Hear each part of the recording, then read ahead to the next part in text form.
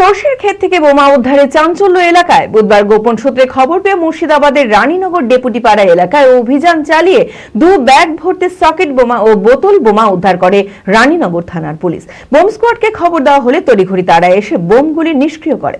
মানসিক স্বাস্থ্যের জন্য সবার আগে যে নামটি মনে ভেসে ওঠে, সুস্থ মনের ঠিকানা মনোবীক্ষণ।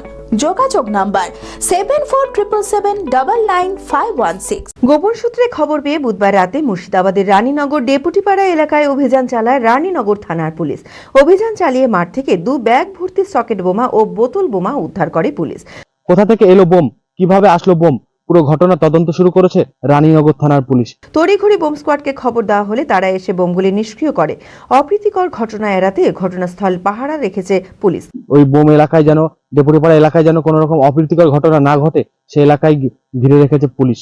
কে বা কারা কি কারণে বোমাগুলি মজুত করে রেখেছিল সে বিষয়ে তদন্ত শুরু করেছে রানীনগর থানার পুলিশ। পুলিশ ধরেন যে রাত্রে আসলো, আসা তো ছিল ওই পুলে আশেপাশে ধরেন যে ছেলে পেলে খেলাধুলা করবে, বম দেখলে ঘাস কাটতে এলে ধরেন যে ভয় করবেই স্বাভাবিক। 2 ব্যাগ আছে, সবাই ধরেন যে গ্রামের পাশাপাশি গ্রামের সবাই নষ্ট করে দিলে ভালো। আমাদের পুলিশ ঘিরালে বসে গেছে, এতে ধরেন যে দেশের সব ধরেন যে একটা ক্ষতি।